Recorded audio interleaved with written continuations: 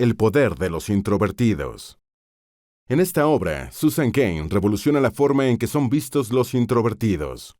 En un mundo donde la sociedad recompensa a la personalidad más extrovertida y dinámica, incluso en espacios inadecuados, los introvertidos poseen un poder que no está a simple vista. ¿Te sientes identificado? Mira lo que la autora tiene para decir. El ideal extrovertido. A finales del siglo XIX y comienzos del siglo XX, el paradigma sobre lo que debíamos ser y sobre cómo debíamos comportarnos cambió. Nuestra percepción de identidad, nuestro actuar en una entrevista de trabajo, incluso el cómo cortejar y hasta cómo criar a nuestros hijos, no volvió a ser igual. Esa época vio el nacimiento de lo que se conoce como la cultura de la personalidad. Antes de ese periodo, la idea cultural del carácter era la seriedad, la disciplina y el respeto. Pero a finales del siglo XIX, la sociedad exigía a cada individuo convertirse en un actor. Ser extrovertido, magnético, fervoroso, dominador, enérgico, activo, era la nueva norma. Se afianzó la idea de las primeras impresiones y del qué dirán. Aquellos que no se ajustaban, los introvertidos, eran dejados de lado. Los hombres tímidos o retraídos eran etiquetados de homosexuales, mientras las mujeres de estas características eran catalogadas como frígidas. En los años 20, la introversión era asociada a una madre mimadora o a un complejo de inferioridad. Esa idea se afianzó en los años posteriores, incluso en áreas profesionales. Tanto instituciones como empresas preferían a una persona proactiva, extrovertida. No se le veía utilidad al introvertido brillante. Las personas, en un entorno de trabajo competitivo, deben mostrarse confiadas, con impulso, no deben mostrar ningún sentimiento de duda. Los introvertidos, cuyo comportamiento es enteramente diferente, debían ajustarse a dicha realidad. De ahí surge, en parte, la venta de miles de cursos de oratoria, de control del miedo escénico y de liderazgo.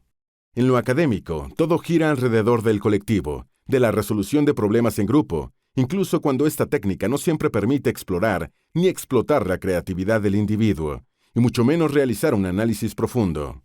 Un experto en formación de Atlanta expresaba, en un artículo de 2006, The Wharton Programs for Working Professional: aquí todo el mundo sabe lo importante que es ser extrovertido, y lo problemático que resulta lo contrario. Todos se desviven por parecer comunicativos por incómodo que les pueda parecer. En un estudio de William B. Swan Jr. y Peter J. Renfrew, pudo comprobarse que quienes hablaban más eran considerados más listos, mejor parecidos y más agradables, aun cuando sus pares menos parlantes eran igual de inteligentes. Pero esta norma social no actuaba por sí sola, era afianzada por la publicidad, la radio, el cine y los diferentes medios. Se vendía la idea del culto a la personalidad, y se veía la introversión como un problema psicológico serio. Ser y biología. Uno de los grandes dilemas de la introversión siempre fue saber si se trata de algo meramente biológico, genético, o si también influían fenómenos sociales. Un estudio de 1989, liderado por Jerome Kagan, científico de Harvard, expuso a un grupo de niños a diferentes estímulos visuales, sonoros y olfativos, como globos explotando, voces grabadas en cintas magnetofónicas, móviles coloridos danzando en el techo y algodones impregnados de alcohol. La idea de Kagan era saber si era posible determinar cuáles de los niños, al crecer, se convertirían en introvertidos y extrovertidos. Los resultados se dividieron en 3 grupos. A. Los bebés que no respondían a los estímulos. B. Los hiperreactivos que pataleaban y agitaban los brazos. C. Y un grupo intermedio que ocasionalmente reaccionaba a los estímulos. Kagan lo tenía claro, los niños hiperreactivos eran los que tenían mayor probabilidad de convertirse en reservados al crecer. La explicación de esto era que tenían una amígdala, también conocida como el cerebro emocional, más reactiva. Los hiperreactivos, en el futuro introvertidos, son más sensibles a su entorno, interiorizan de una forma más profunda la información que reciben del mundo. También toman más tiempo para tomar una decisión, pues la analizan desde distintos ángulos. La hiperreacción es asociada con la sensibilidad emocional, cuerpos y rostros delgados, y una propensión a enfermarse de pequeños. Pero la introversión es una consecuencia únicamente de lo genético. El mismo estudio aclara que estos patrones se quedarán para siempre con la persona, pero que los atributos congénitos de la personalidad son solo el 40 o 50% de ella. Los comportamientos tienen más de una causa. Las actitudes como el recelo, la timidez o la impulsividad pueden tener múltiples desencadenantes, La influencia de los padres, las experiencias, el entorno social y el libre albedrío lógicamente influyen. Más allá de lo genéticamente predeterminado y de lo vivido en la infancia, los introvertidos son capaces de dar forma, en la madurez, a su propio ser. La resistencia pacífica. La introversión no es sinónimo de timidez. La timidez es el miedo a hablar o a hacer algo para no ser juzgado por la sociedad, mientras que la introversión es parte de una personalidad que prefiere estar en quietud, en soledad y en espacios donde sea posible reflexionar. A una persona tímida no le molesta estar en grandes grupos. Una persona introvertida suele sentir cómo su energía se drena en actividades sociales, aunque no en todas. Lo que ocurre, y una de las razones por las cuales se confunden estos términos, es que muchos introvertidos toman una postura de reservados y callados, como los tímidos. Lo anterior no impide que los introvertidos puedan ser buenos líderes. De hecho, personajes de la historia como Mahatma Gandhi, Martin Luther King y Rosa Parks practicaban una forma de introversión y resistencia pacífica. El historiador Douglas Brinkley los describe como el género de mártires de voz suave al que Dios nunca abandonaría. Los introvertidos y su resistencia pacífica tienen el talento para conectar a las personas que buscan arreglar el mundo. ¿Todas las culturas tienen un ideal extrovertido?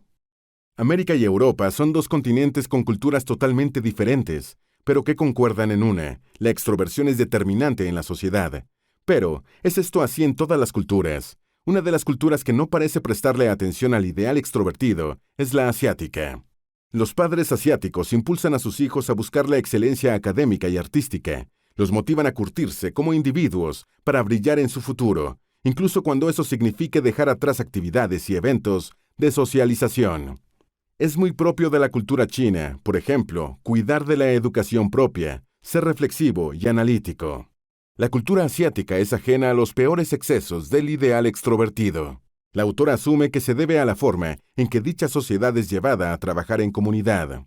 Por eso cada sujeto, extrovertido o no, buscan resaltar ante el resto por su individualidad, más que por sus capacidades grupales. Estos aspectos de la sociedad oriental en contraste con la occidental no son nuevos. Dar un vistazo a los refranes de ambas culturas lo deja en evidencia. Mucho aúlla el viento y la montaña calla. Los que saben no hablan y los que no saben, hablan. Y aunque no haga nada en especial por observar la disciplina del silencio, la vida solitaria me aparta, de forma automática, del pecado del habla. Son algunos proverbios orientales. El discurso es la civilización misma. La palabra, aún más la contradictoria, preserva el contacto. Es el silencio lo que aísla. Quien desee ser fuerte domine la palabra, porque en la lengua del hombre está su fuerza, y el habla es más poderosa que la lucha. Y niño que no llora, teta que no mama, son algunos occidentales. La diferencia es evidente. ¿Cómo amar y cómo trabajar? Brian Liddell, antiguo profesor de psicología de la Universidad de Harvard y ganador de la beca docente 3M, es un hombre bajito, simpático, con propensión a echarse a cantar, y descrito por sus estudiantes como una persona extrovertida, amigable y sumamente inteligente. ¿Creerías que esa misma persona es un introvertido? Liddell pasa la mayoría de su tiempo libre en solitario, escribiendo entre libros y música. Prefiere los encuentros de tú a tú en vez de las fiestas. Es caer en una dicotomía exagerada distinguir entre el sabio filósofo introvertido y el dirigente intrépido extrovertido. Son conocidos algunos de los límites fisiológicos respecto de quiénes somos y cómo actuamos, pero ¿se debe manipular el comportamiento para encajar, o deberíamos guardar fidelidad a nuestro propio ser? El profesor Liddell tiene la respuesta clara. El cambio está justificado cuando su causa impulsa nuestro proyecto personal o nuestro fin en la vida. Por ejemplo, si tu verdadero deseo es estudiar comunicación social, aunque seas introvertido, puedes simular que eres extrovertido, porque la meta lo vale. Por supuesto, debes hacerlo hasta un punto que sea soportable. Nunca hay que excederse. Lo mismo sucede con las relaciones amorosas, en especial si la pareja está conformada por alguien introvertido y alguien extrovertido. Mientras uno querrá tener grandes fiestas y eventos, el otro buscará el refugio en la soledad. Para que algo así funcione, es necesario llegar a un acuerdo sobre rasgos libres, donde ambas partes ganen. El equilibrio y el respeto deben ser parte fundamental en la relación. Las parejas deben resolver sus diferencias a través del diálogo, ceder hasta un punto aceptable para complacer al otro. Un introvertido puede ser parte de una fiesta de su pareja extrovertida, sin necesidad de sentir presión por interactuar con el grupo. El extrovertido debe entender la personalidad más apacible de su contraparte. Por supuesto, las reuniones y fiestas son solo un ejemplo general. Hay miles de situaciones más donde estas disparidades pueden cobrar vida. El país de las maravillas. El amor es esencial y el ser sociable, opcional. El secreto de la vida consiste en colocarse bajo la iluminación correcta, sea esta, como es para algunos, un foco de Broadway, sea, en el caso de otros, una lámpara de escritorio. Emplea tus facultades naturales, persistencia, concentración, perspicacia y sensibilidad en una ocupación que te llene y deje huella. Resuelve problemas, crea arte, discurre con detenimiento. Renuncia al puesto de presentador de televisión y obtén un título de bibliotecaria. Pero si lo que amas es lo primero, crea un personaje extrovertido que te permita llegar al final de la jornada.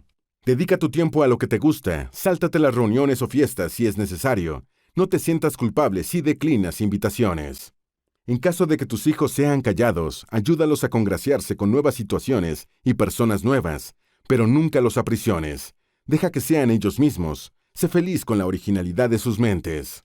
Lo mismo si eres docente, disfruta, comprende y cultiva tanto a los estudiantes extrovertidos como a los introvertidos. En caso de que dirijas una empresa, ten en cuenta que al menos la tercera parte o la mitad de los empleados son introvertidos. Medita sobre cómo organizar tu espacio. No obligues a esos empleados a ir a eventos que los extrovertidos disfrutan, como fiestas o retiros.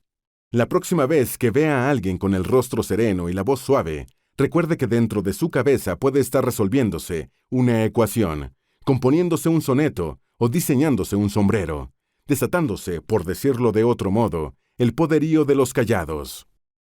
Notas finales. La cultura americana y europea desde el siglo XIX está representada por la exaltación de la extroversión, de la persona enérgica, sociable y activa, poniendo a los tímidos y reservados en una posición desventajosa.